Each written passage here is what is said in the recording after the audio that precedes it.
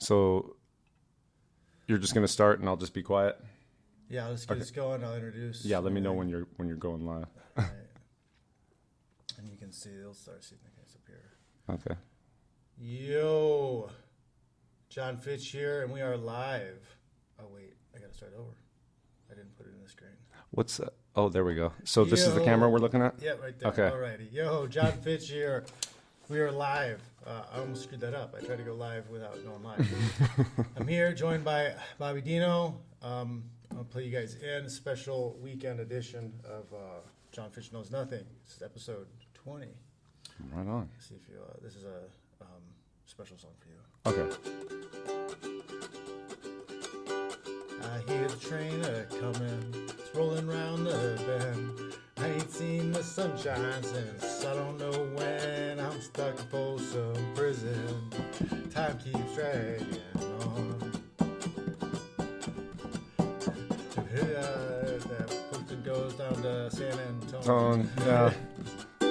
That's awesome, bro. Thank you. So, yeah, I'm not a musician, I'm a technician. I play that because I want guys to not be afraid to suck at things. Yeah. And just do it.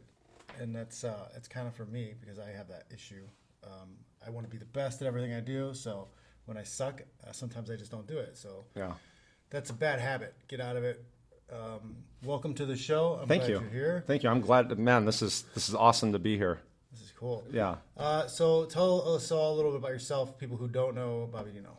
Okay, so when I was a kid, I was my dad died before I was born. I didn't have that like male influence growing up that was in the house. I spent a lot of time with my grandfather, but I was still just this wild kid running around and doing dumb stuff, right? Full of testosterone. Yeah, and that dumb stuff ended up getting me a prison sentence. I got in an altercation with someone, and someone that was not even in the original altercation got hurt, you know, and like not intended, you know, but still, it was my fault. So I went and did some time for that, and then while I was inside, picked up some more time. It was kind of funny too because I thought that the cops would tell the truth, so I took it to trial. Well, I mean, I wasn't necessarily expecting them to tell the truth. I just didn't know that they were going to like be so elaborate with their lies, right? But essentially, I was at work and they found an empty bag of weed, but there was like the residual in there, but like nothing. Like, but it was, I want to say it was 0.001 of a gram, like just nothing, right? Well, that was enough. It's enough. And so they tested it, and so I took it to trial because I thought, okay, this is a common area, like they can't say that was mine, you know, all this stuff. No, when I went to trial, those cops were like, oh, he admitted that it was his. He told us he was real sorry. I mean, just started like making stuff up. And then when I was back down in the holding cell, they were laughing at me in front of it too, which is kind of weird. But that's money. Like they get you locked up for more time. That's more money to the institution. Oh, absolutely. That's all they care about. It's a business. Yeah. So I ended up getting more time. I did 10 years total. About halfway through, I just realized that I didn't want to be running with the riffraff and stay in prison for the rest of my life.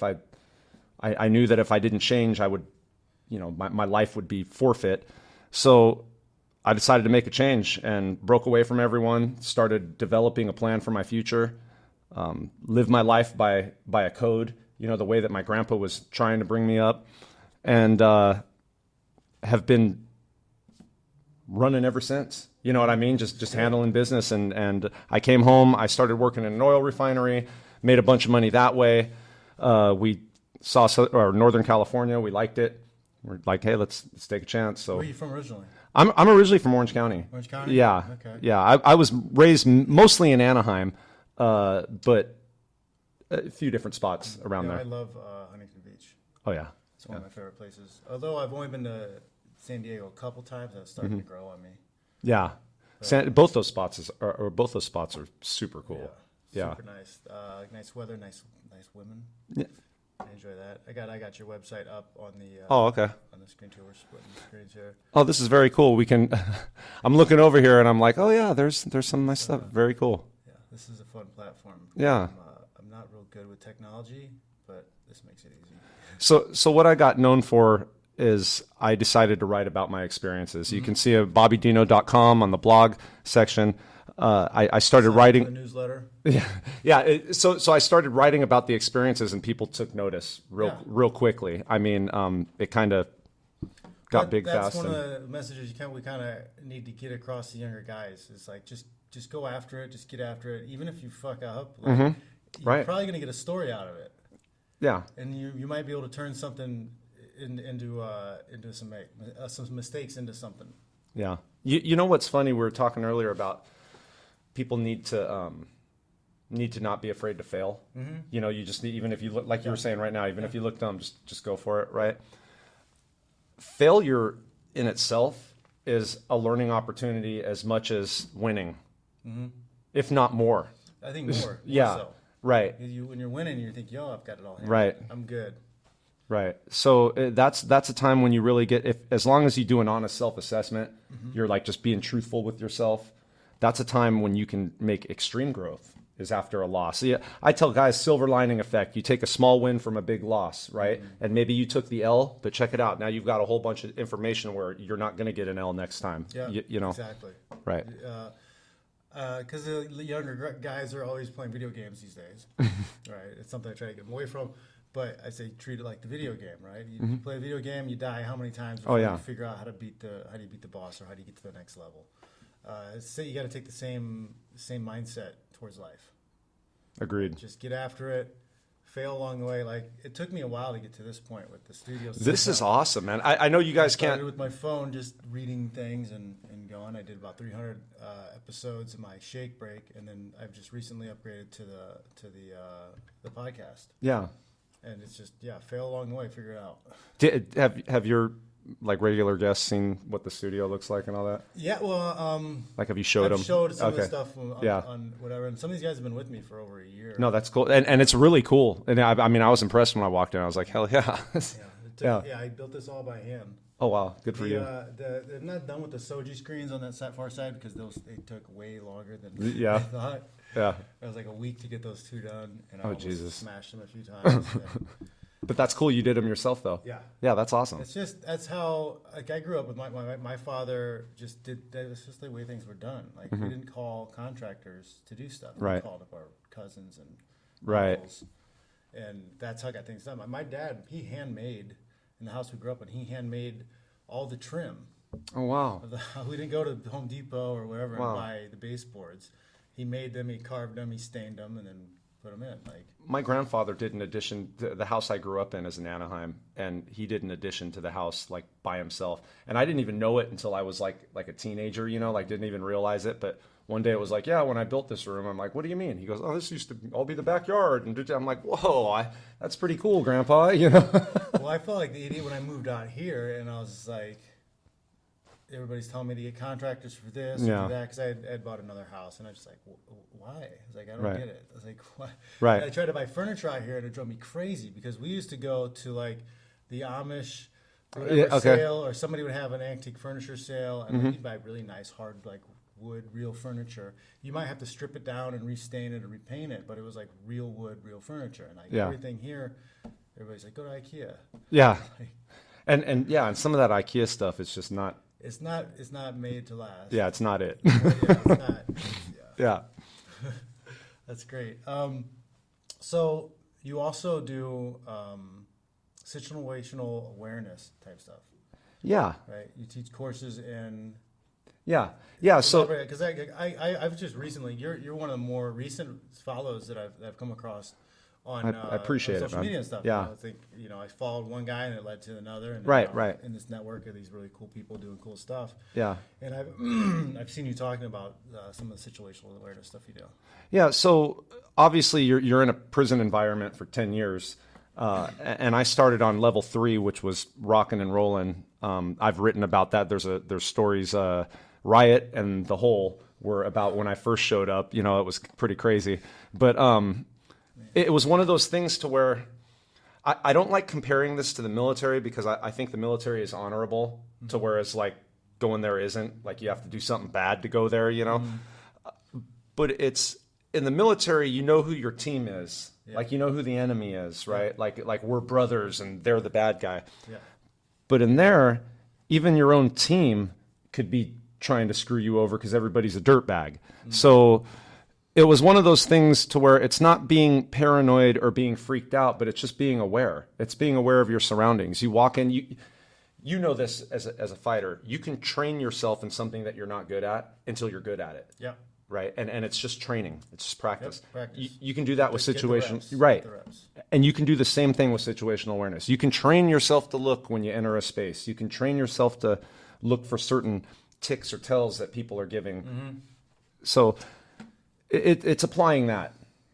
Yeah. It's on a much lesser level. As a fighter, you know, you got guys in the gym that some are in there for themselves. And you do have to kind of read people because you don't want to. You got a big fight coming up. You don't want to go with the new guy who's got something to prove. You kind of have to feel their energy. You kind of have to see what they're about. Yeah, because they're like, I'm about to fight you. Yeah. They're like, no, they're like, they come in and then they're trying to make a name for themselves. Right. Yeah. Or they think they're fighting for the belt that day, and you just want to stay clear of those guys. Right. Yeah, for sure. That was something I learned too with the rolling, with doing jiu-jitsu is you know, you want to go with somebody that's going to go with the movements, you know, not someone that's going to try and take the top of your head off. Yeah, that's a lot harder to find these days. Back in the early days in MMA, and when I first moved out here, there was a lot of guys who were, you know, they would try to take your arm off in training just because they only knew one speed. Right.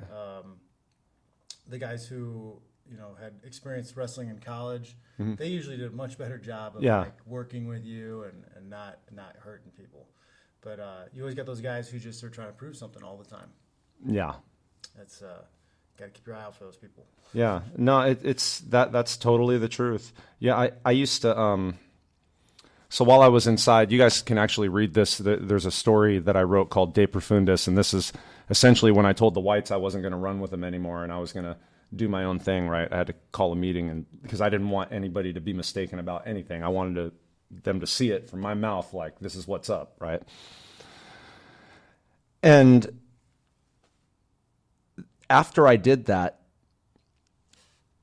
about every 3 to 6 months, I would have some dude that just wanted to like try and test, that wanted it. Like, I mean, you'd get it every so often, you know, and it's like they would forget because it wasn't out of cowardice. That was one of the reasons why I was able to do it, is because everybody knew I was down for my shit. You know, like they knew like, oh, I'm not just being scared, you know, I'm just going through something. You know what I mean? But about every 3 to 6 months, I'd have to work somebody over just so the rest of them knew, like, this is what happens when you try and get at me foul, you know. And it's a lot different environment because that's not what I wanted to do. I get no pleasure out of that. You know, it's not like, that's not a fight to me or like something to where it's fun. You know, that's like you're hurting someone. Fuck, here we go again. Yeah, you know, but the thing is, if you don't do it, that's what, God forbid any one of you out there ever have to go to prison, right? But if that happens, you don't want to let someone disrespect you or someone put you on blast, because what will happen is it will just repeat and repeat and repeat, because then all the predators come. You know, like once somebody they sees see like a sign of weakness, and then it'll always be that way. Humans are hierarchical. We have hierarchical structures no matter what it is. You're in the office, you're in the prison, you're in the gym. A hierarchy is going to form one way or another. That's why socialism and communism don't work, because it's a theory, but then the hierarchy is going to fight through, and somebody's going to take on, you know, be on top and be in control and be in power. Right. So it's going to play out all the time. New guys or old guys, everybody wants to try to test their place, see where they can fit in on the ladder, see if they can get a step or two up. Yeah. I think you have to recognize that that's what's going on, regardless of your situation. If you're in an office job and you think you got a cozy spot, like, there's still probably somebody gunning for your position. Absolutely.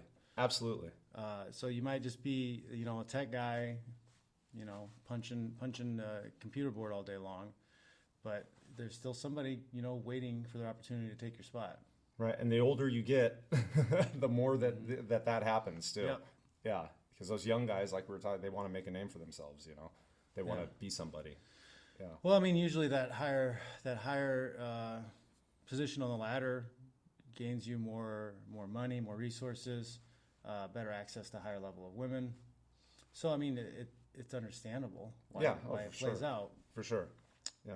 You just have to be ready for it. Well, I mean, when I tell people great men and successful individuals didn't get that way by thinking inside the box, by following the rules for average people. Yep. Because if you follow average rules, you become an average person. They had to think outside of it. It's usually the person who rose to the top who creates the structure for everybody else to follow. Right. That keeps them in place. Right, that too. It That too. secures Yeah. their position on top. Sure, absolutely. But if you wanna break the mold, you gotta think outside the box. Otherwise you're just gonna stay where you're at. Definitely. See this guy. We got a comment over here. It says we don't have that hierarchy thing at Orange Theory. At where? You know what Orange Theory is? Uh-uh. It's like the fitness thing a lot of the girls are doing now. Oh, It's like they go in there and they do the high intensity cardio type stuff. I thought that was funny. bro, I didn't even see that you can that there was these this. are Okay. comments coming through. The how much time thing, that was 10 years. I'm seeing that right now. Yeah, I think you answered him. Oh, okay, cool. Yeah. That's cool. This No, is I thought that. Yeah. So I don't know, bro. Your Orange Theory. It could be because you're the only guy there. maybe. Maybe the ladies aren't fighting for that. See, again, men and women are biologically different. Yeah. Women are fighting for the guy on top of the hierarchy, where the guys fight each other for the top of the hierarchy. Yeah, and there's nothing wrong with acknowledging the fact either. I mean, women being different is what makes them great. Yeah, people are sensitive. I don't. Right. You can't state a fact these days and not get in trouble for it. Right. You can't list off a scientific truth that it's evidence backed without being called a name. Right. Yeah, pretty much. Who hurt you? Who hurt me? Is that one of the things? No, that's one of the most common things when you Yeah. at least in the relationship realm. Yeah. So one of the things we talk about here on the show is some of the relationship and red pill type stuff. Oh, cool. Okay. Because raised on Disney movies and my big brainwashing movie was The Princess Bride, right? True love, as you wish. But it took 38 years and 15 years of relationship to realize that stuff is just garbage. It's part of that control over us. Not to say you can't develop a mutually beneficial relationship with somebody, Right. but the idea that a lot of, I think, men have in their head about what love and relationships are and what kind of love they can get from a woman Right. is off. I agree. And that hurts everybody. I agree. Yeah, I mean, life isn't a movie. Yep. And these and you have writers that are writing something, that they would like to see or they wish or whatever their agenda is, right? But it does no service at all, because one of the things that I see, and I don't know if it's because texting came into the picture to where we didn't have to talk on the phone anymore, right? But one of the things I see now that trips me out is people don't know how to interact with each other when they're actually with each other. Like if they're doing something on a text or on a whichever like that, tweet, whatever the hell, they're great. Their tweet personality versus their real life personality. Man, it's a trip. So I think that kind of goes along with the love thing, right? Because these guys, and the women too, for that matter, right? They don't have a proper interaction like they should. And they are believing in a fairy tale, essentially, right? Now, I'm married. I've been, in January, it'll have been 10 years. But as you were saying, it's mutually beneficial. I've known my wife since I was 14 years old, so I mean, we have that history together, and she's proven herself to be a woman of worth time and time again. Yep. Like when my grandparents were sick and I was inside, she actually moved in with my grandparents and took care of them and stuff. I mean, like stuff like that. So she's an RN. So it exists. I mean, as far in the sense of you can find a relationship, I believe, that is good. Yeah.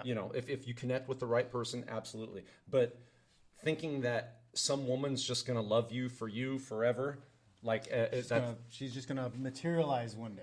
Yeah. She's gonna pop down in your lap and give you blowjobs every day and Right. pop out 10 kids. Yeah, that's not happening. It's not happening. Yeah. Not at all. Nope. But yeah, I think a lot of guys have that notion in their head. Also, I think one of the big pitfalls is when you believe that idealized love type of thing exists, you create this perfect partner Right. in your head before Right. you've ever met anybody. Right. And then every time you get into a relationship, you try to force the Right. new person you met into that box. Sure.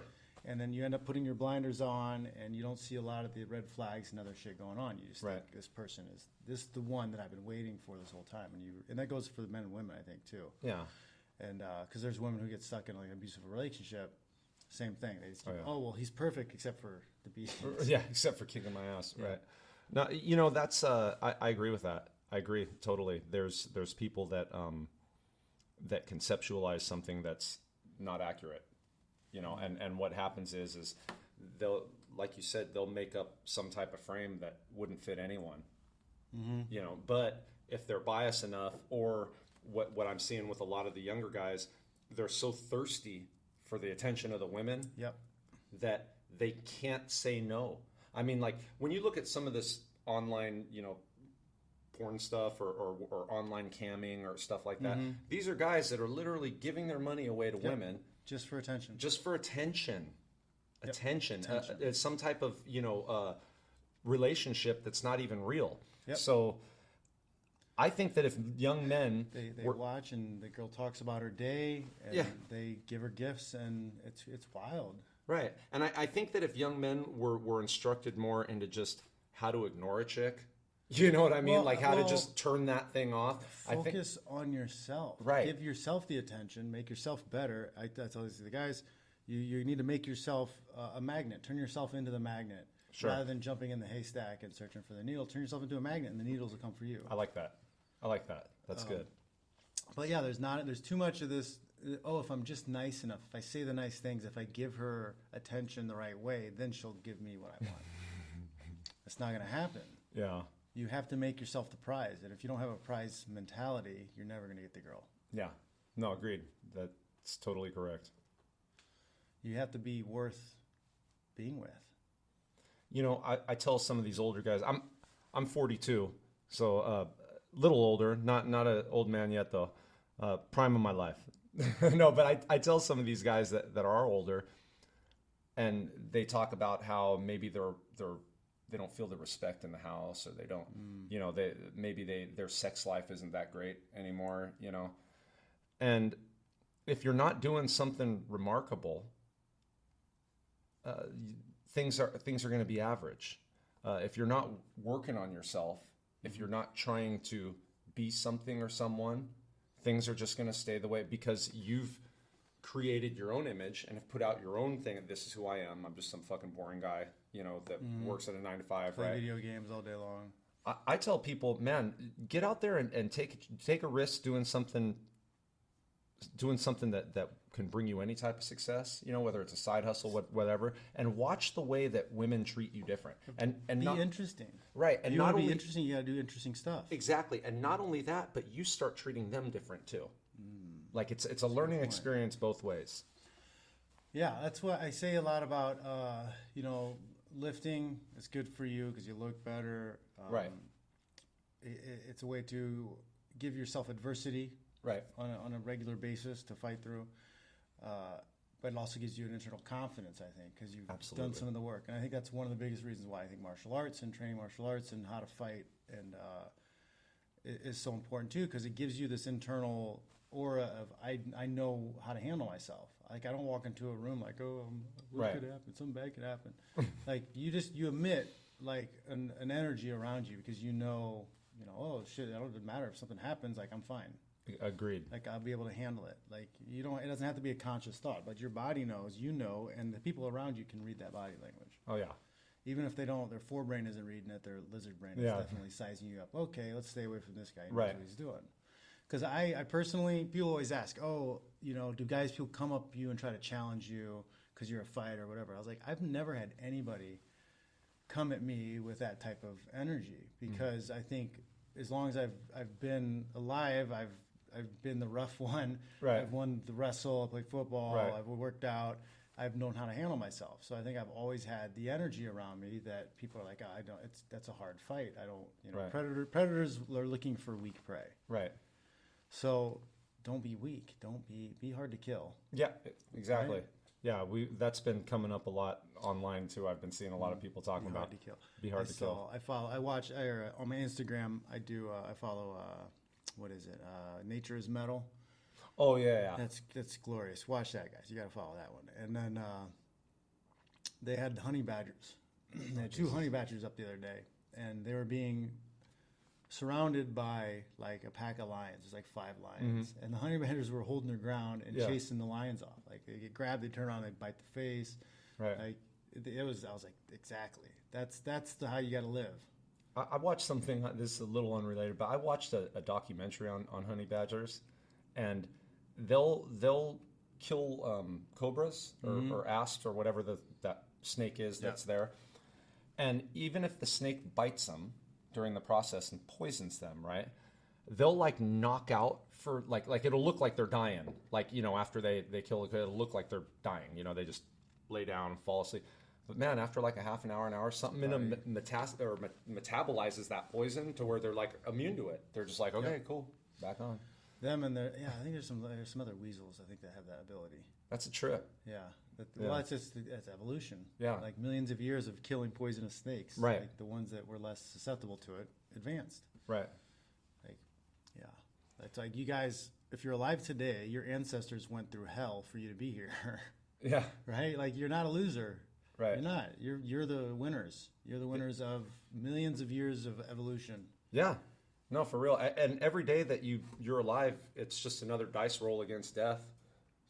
I mean, every day that goes by is a blessing because there's so much people and so much crazy shit in the world that it's like you'd be walking down the street, a fucking piano fall on your head, and it's just like, oh, now you're gone. Getting back to something you just said a minute ago, I'll tell you what, when I came home, and then especially once I got into martial arts, because of how I was bigger then than I am now when I first got out. I mean, I was going 2 hours a day, like just after it, right? And you're not a small guy. Well, so that's that's scary big. Well, I was like 245, 250. I think I'm about 230 right now. So it was a little more. I got your but, Instagram up here now. Oh, okay. Yeah, that was Halloween. Oh, it's beautiful. Yeah, I was AJ Cortez right there. That was. Yeah, these are just some stuff. Yeah, you guys can follow him there. Cool. Yeah, and that Instagram, I just started that too. I've my main forum is Twitter. That's where most of my stuff is. But it's all building. It's we'll get the cross platform. But what I wanted to say is when I came home, and I had that size, and then I already had some martial arts training, which is what kind of saved my ass while I was in there a lot of the time because I actually knew how to.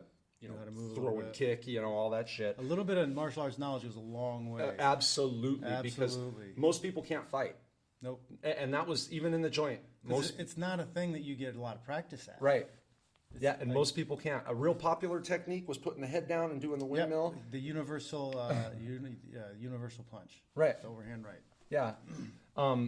But coming home and having that and then just being around like the normal everyday civilian, because now I'm not in the prison setting anymore. Now I'm just walking down the street in Orange County type stuff. It made me feel like Superman, bro. Like you were saying earlier where you have the presence. I mean, I'm not saying I don't ever advocate underestimating anyone, but then again, you know what you're capable of. You know what I mean? And it's one of those things to where if you're talking about you want to build confidence and you want to build like an aura about yourself, you're absolutely right, bro. Lift weights and get some martial arts training. Yep. You'll feel like Superman, and you'll be like Superman to 99% of the population. You really will. Yeah. It's the difference. I say this comment a lot, like not to distract from Hoist Gracie or anything he did, but like when he first did the UFC 1, like it was somebody who had moderate knowledge on how to swim.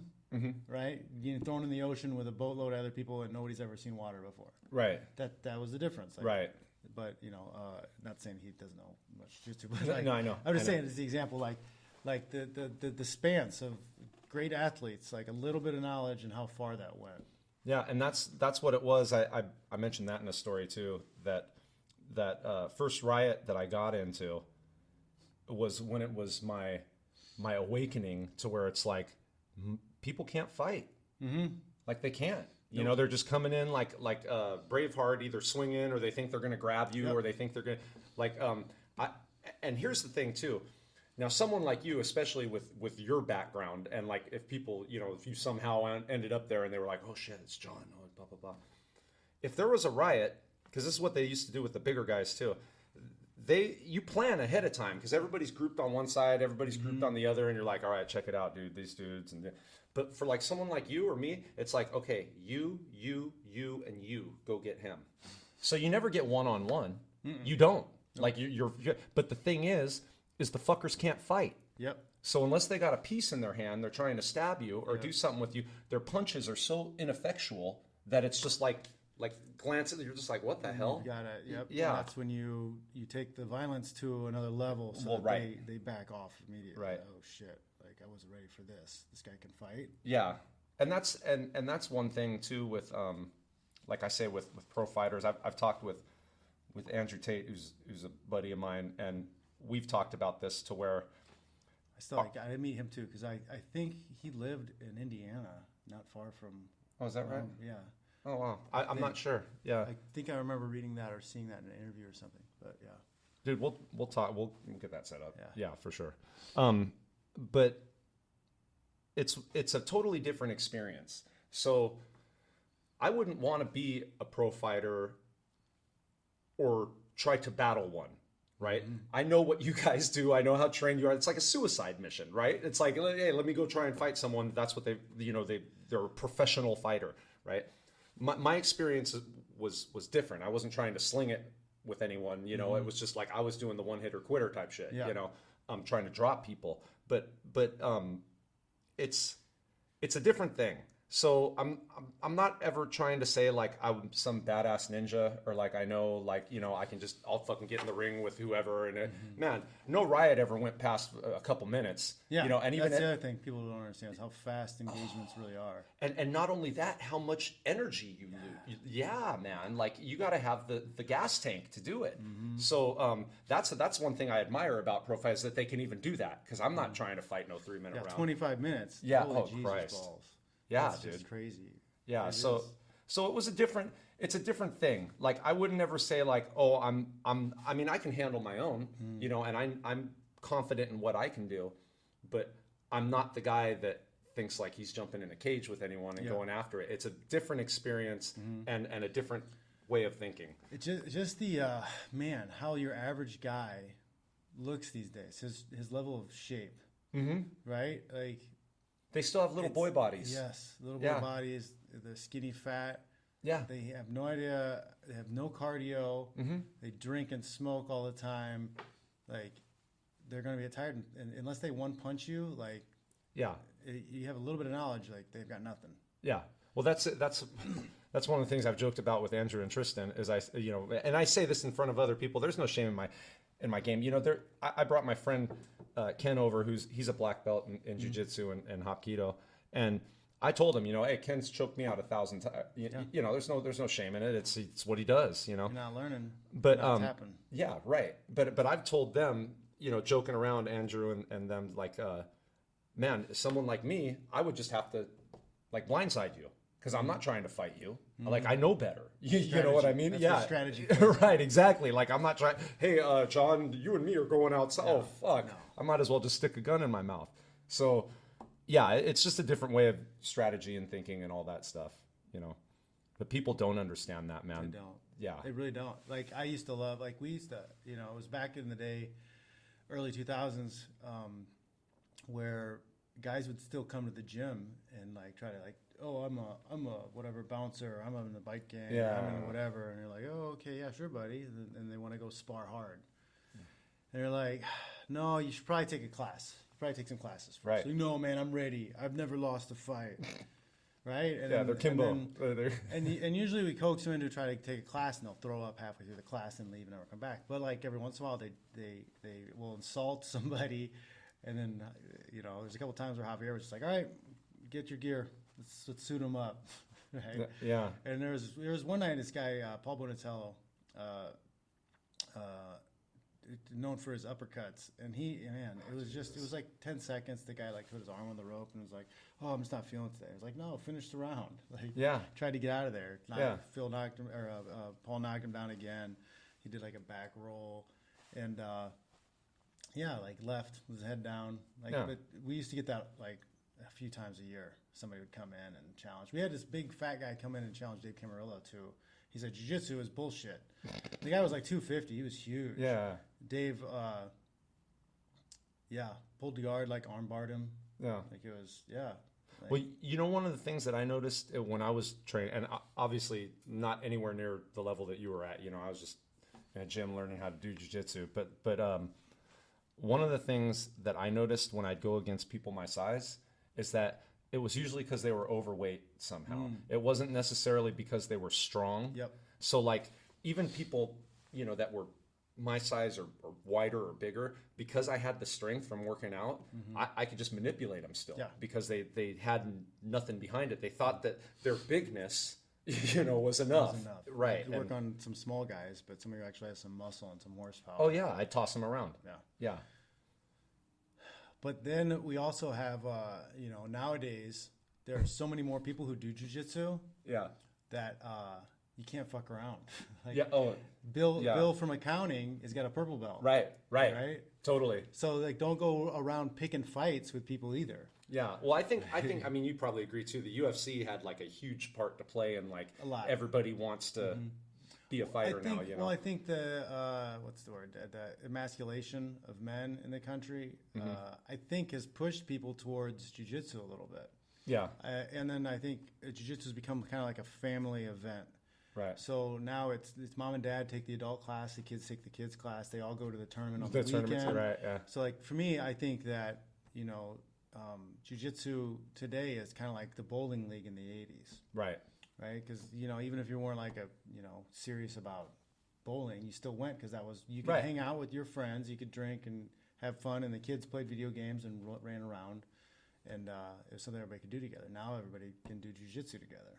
Bro, I remember my grandma and grandpa having like one of those bowling bags. They had like their own ball. My dad had, and I've taken my daughter and my wife a couple times, and it's not like how it was when we were young. Like, well, they smoked in the place, it was beer. Like, as a matter of fact, when burgers and fries. Yeah. When I was growing up, we tofu and.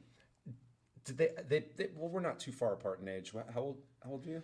41. I tell the girls I'm almost 100. Oh, so we're real close in age. Okay, so then. Remember those things that they were cigarette dispensers? Remember that shit? You'd go up and you put some money in it, you pull a lever and it'd pop out. Well, like if you're a 13 or 14-year-old kid that wants to smoke, you just went into the bowling alley, nobody's fucking looking, you just be like, thump, you get your stuff and you bounce out. I mean, they made those illegal now. But back in the day, the bowling alley was like where you went to go get smokes too. You're like, hey, this place, fun zone. Yeah, it's off the hook. But no, yeah, that's. But no, so I think that's good, especially families getting into jiu-jitsu now. I think that's awesome. That's awesome. Yeah. But it could also be the lack of religion too. People are trying to find something to replace it. Right. I don't know. I'm always thinking outside the box. No, that's figure things out. People need a mission. Like people need something to believe in, or a mission, or something. That's something to believe in. Yeah. If you don't have something like that, if you don't have something that you're going after, or like you will literally get mental health issues. You know what I'm saying? Like if there's questions or problems or something you need to do, but you're not answering those, and you're either running from those or just putting them off or whatever, you will develop issues in your head. Yep. Like that's just how it works. So having something like that. Now, I will say this. Kind of like an animal in a cage. Right. Like, because you've trapped yourself. You don't have a purpose. The animal in the cage doesn't have a purpose either. Right. It doesn't have to survive anymore. Everything's taken care of for it. It's given food. Right. Its crap is taken away. Right. And a lot of times those animals are pissed. Yeah. Like they don't know why, but they're just angry. Normal. This is not normal. They were born in captivity and they're pissed. Like something's off. Yeah. No, for sure, man. And that's you need to have something that you're going for, something that you're trying to make happen, something you're trying to improve. You got to have that in your life always. You can be a master, but you have to be a student for the rest of your life. You know what I mean? You Yep. always have to be looking to learn. Always, yeah, we'll always be growing. If you're not, Right. if you're an organism and you're not growing, you're dead. Yeah, you're stagnant. Yeah. You're done. Nothing in nature is stagnant. You know, one thing I will say about jiu-jitsu, I took it, you know, and I think it's great. You got your blue belt, right? Yeah, blue belt. I mean, and the only reason why I stopped it takes time. Yeah, You put in at least a couple of years. Yeah, right, usually. right. And the only reason why I stopped is because they don't have Machado Jiu-Jitsu up here anywhere. Like I couldn't find, and I've just been doing other stuff, you know, life. But in real life situations, like for example, when I was in there and doing riots, like to where it's no rules battle, you're like actually trying to kill the person in front of you, right?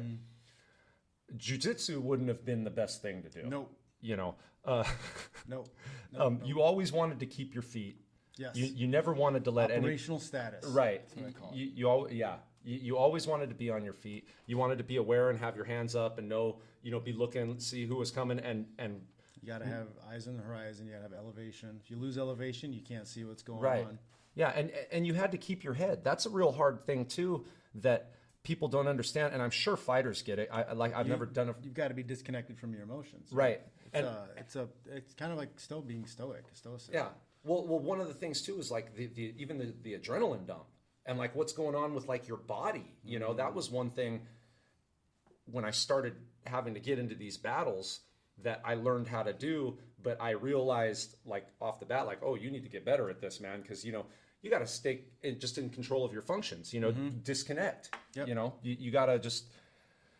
I remember, man, this one time there was this riot, and it was us against the Southsiders, who were supposed to be our allies, but they weren't. You know, Nobody's an ally. yeah, right. And I remember seeing them across the building, and there was a couple dudes in the back, and they were going like this, and in their hands they had these fucking knives. They looked like steak knives, right? And they were just like, you know, and you see that shit, and my first thing is like, where'd they get those, man? Like, how, you know, like how'd that happen, you know? But that disconnect, it's like you come to a point, even though your emotions and like your body's doing stuff and everything, I would come to a point to where I'd just be like, all right, if I die, I die. Let's just go handle this business, you know? And you got to get in there and you got to put your head and mind to work and not. You can't run away from the fight. Yeah, oh God. Yeah. The fight's coming, you know, and you can't just leave. Like you're in it. You're all the way in or you're all the way out. Yeah. And if somebody is, you know, bringing it to you, like you're not going to be able to just walk away a lot of times. No. You're going to have to handle it. Yeah, correct. Avoidance is the best policy, but you're locked in a cage. Absolutely. With somebody who is trying to do harm to you. Oh yeah. There's no running away from it. Yeah. No, avoidance is the best. I wouldn't want to advocate like I recommend Get going into around fights all the yeah, time. kicking Yeah, people's I asses. started, No. Hey, live Riot to in the fight school another day. Cafeteria. Yeah. I mean, check your pride. Yeah. You know, live to fight another day, man. Because actions have consequences. No, so like I created Fitch Smash. Okay. Because I went through the MACP program and I helped Dave Camarillo do his guerrilla combative stuff. And that was the idea. It opened my eyes to exactly what you're talking about, like Right. situational awareness of what can you use when, like pulling guard. They had this one thing where they were teaching guys in MACP to like hit the guillotine and pull guard to finish. And I was like, you're teaching soldiers this? They have 50 to 70 pounds of gear on, boots, Right. and battle buddies. Yeah. Why?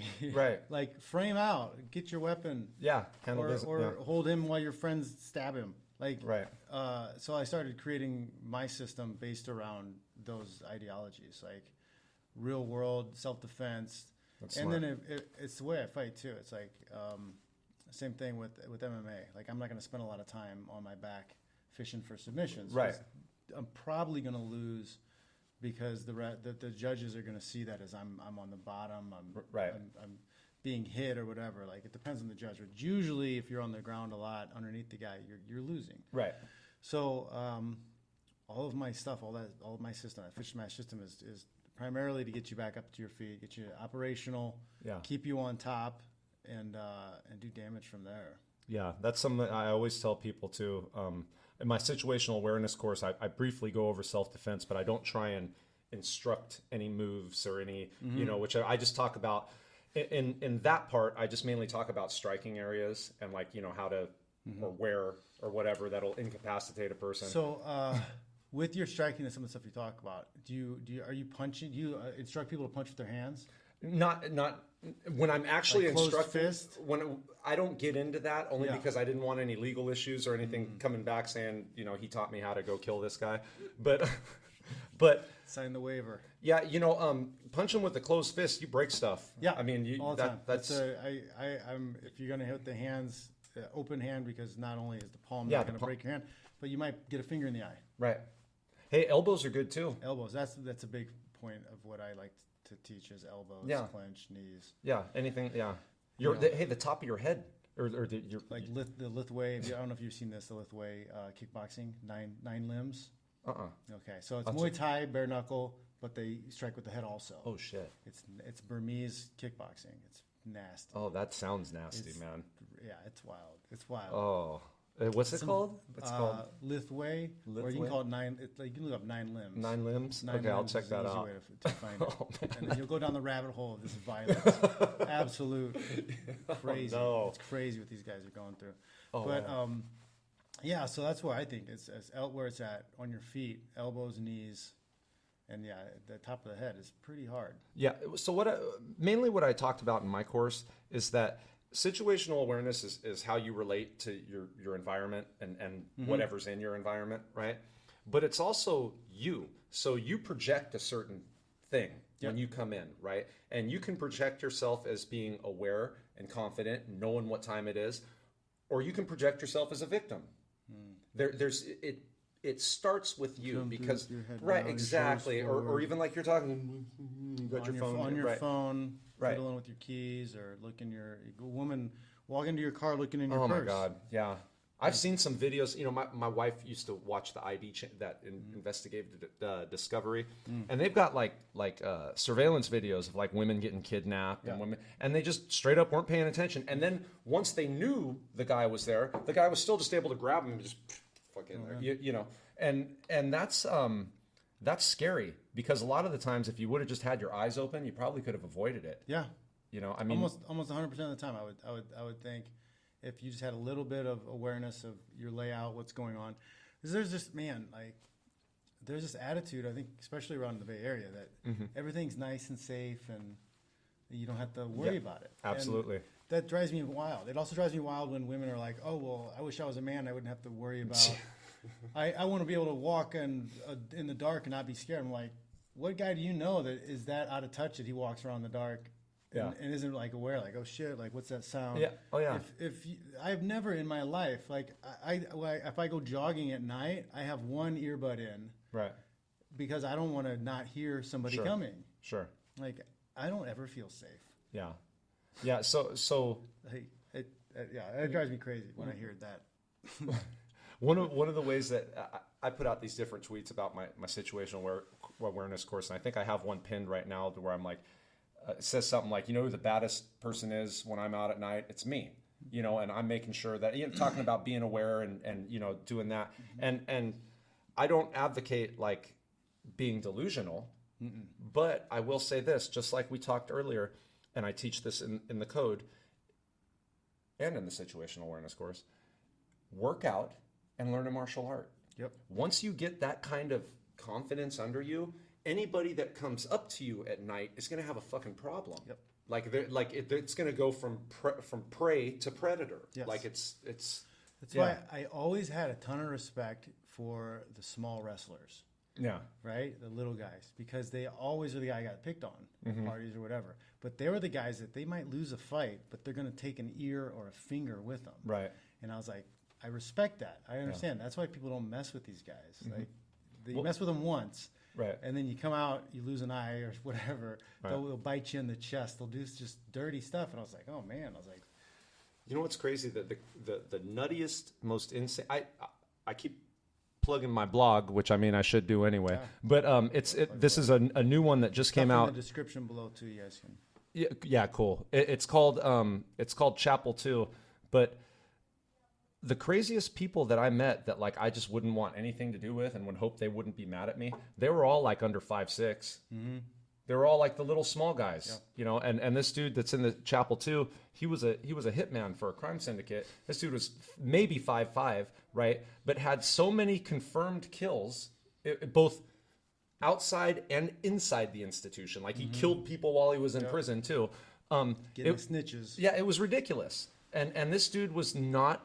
He just didn't have a problem doing it. And not everybody's like that. I mean, this dude, he was a special case.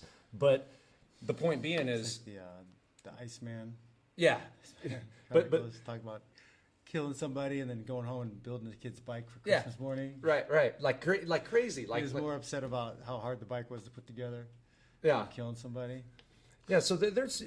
It's not always the big guy. You know, a lot of times the little guy is the one that will handle business. Yeah. Yeah. And then, well, I noticed that too. There's somebody commented about, we were talking about fat guys in jiu-jitsu before. He said, strong fat guy here. I can attest everybody. My weight is easy peasy. Tough guy fatties. It's a lot more challenging to fight an in shape small guy. Sure. Yeah. Well, that's one of the things also that I've noticed is big guys don't get into a lot of fights. Yeah. They're just their size is something that people don't want to deal with. So you get a lot of guys who are big, tough, mean-looking guys, but they're pussies. Yeah, they've never been hit. Yes. Never been hit. Never been put in a bad situation in their whole life. Yeah, and not to sound like an asshole or pretentious, but you can usually spot those guys too if you know what you know what to look for. Like you can usually spot the ones like it's like, okay, you've never been in battle. You know, like it's This is cool that I'm looking away, fellas, because he's got the screen up over here, and I'm seeing all the different comments. So Let's see. The boy here says the emasculation of men and the masculinity being promoted on women is causing unnecessary friction. Yeah, I highly agree with that too. It's like men are evil for being masculine nowadays. You're misogynist, but women aren't women unless they act like a man. Yeah, it's such a weird. It's a weird thing. You know, when I went over to Romania, the women over there are still very feminine and still very much it's still celebrated, right? Like femininity and like the difference between men and women is celebrated. That's exactly. It's so different over there than it is here. Like just completely, I was amazed at how different it was. Well, it's become. I think part of it is because men have been replaced by the government. Yeah. For a lot of women, so like now, government is daddy, government is the husband. Yeah, they can rely. Women will never have to know what it's like to do things on their own. They're always going to have support. Yeah. Where men are expected to support themselves, and if you don't, you're a piece of shit. Yeah, you're not. But if you do it, you're not going to be celebrated or praised. Right.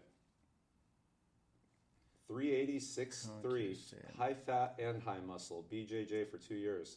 Wow, 380 and 6'3". You're a big boy. That's Conk down here. Oh yeah, I'm 380. That's huge. That's man. yeah. Because I'm 6'4", but I'm only like blue belt yet, Conk? Like 230, man. 380. Jesus That's Christ. That's gotta be hard to find training partners. Yeah. Well, that's someone like almost like you almost need a black belt to go up against them because they're just going to use their. You know what I mean? It's not going to be technique. They're just going to use strength and weight and all that. Yeah, it's hard to find. Man, I feel bad for some of the heavyweights because they don't have enough guys to spar or work out. Oh, yeah. Cormier flies guys in sometimes to train with, and he's not 380. Right.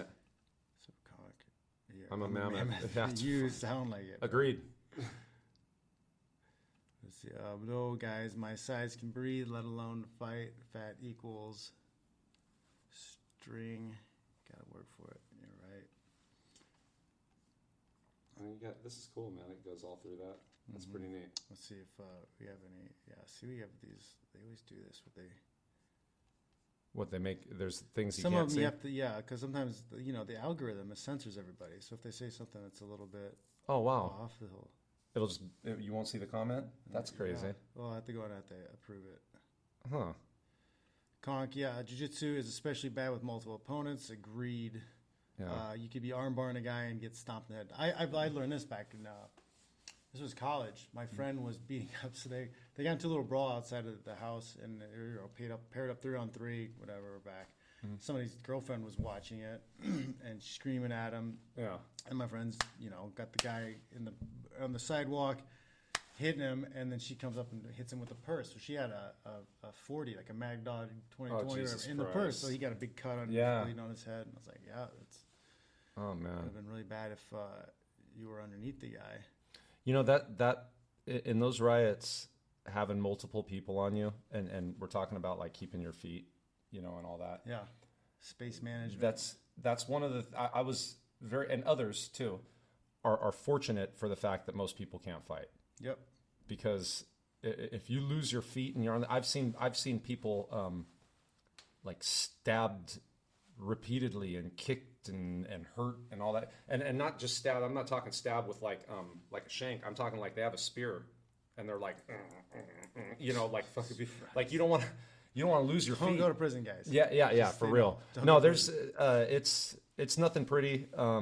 It's not saying that people couldn't make it, but it does take a definite like toll on people, and certain personalities just aren't fit for that place at all. Like it's like I've seen people go crazy. I've seen people just become victims, become less, Less of who they are. Yeah, it's just it's not a good scene. Poor me's. Yeah, it's just, I mean, and like I said earlier, if you allow something like that to happen, it just gets worse and worse and worse. Yep. Yeah, like it's not pretty.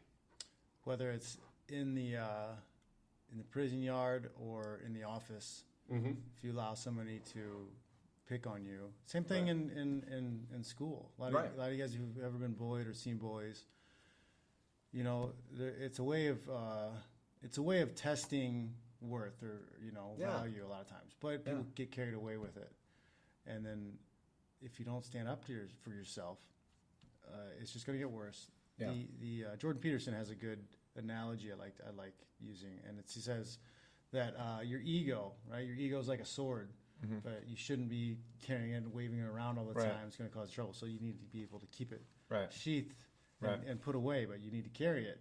Right. And when somebody comes at you, you need to be able to draw that sword. You need to use your ego to stand up for yourself. Sure. Don't just take it. Right. Yeah, I've said this many times, if you let someone feed you a shit sandwich, they're just going to keep feeding you shit sandwiches. Like that'll be their way of dealing with you. So you got to let people know right off the bat. Nope. You teach people how to treat you. Absolutely. But no, agreed. So, all right. Well, we've got about an hour here. Excellent. So, if there's anything else you want to add or throw in? Just self-promotion. A little self-promotion. Always accepted. So I've got a YouTube channel that I just started up. It's called Handle Your Business with Bobby Dino. John's going to be on it in an upcoming episode as well. I've already got one with Tristan Tate. I've got one in editing with Roman McClay. Have you seen that book Sanction? I haven't read it. I've seen he's been coming up on my Twitter feed quite a bit. Right, he's the author. I've got a shelf of books. Yeah, that we need to get through. I finally got through the Rational Mail the other day, and then one of my listeners, Vincent Joyce, sent me a book that he wrote. So I've been reading that this weekend. Oh, cool. It's pretty awesome. Yeah, that's cool. No, I'm the same way. I have a stack. Yeah, and it's just like, oh, Jesus Christ. And then I have screenshots of books that I want to get. Dude, yes, I do that. I do that stuff too.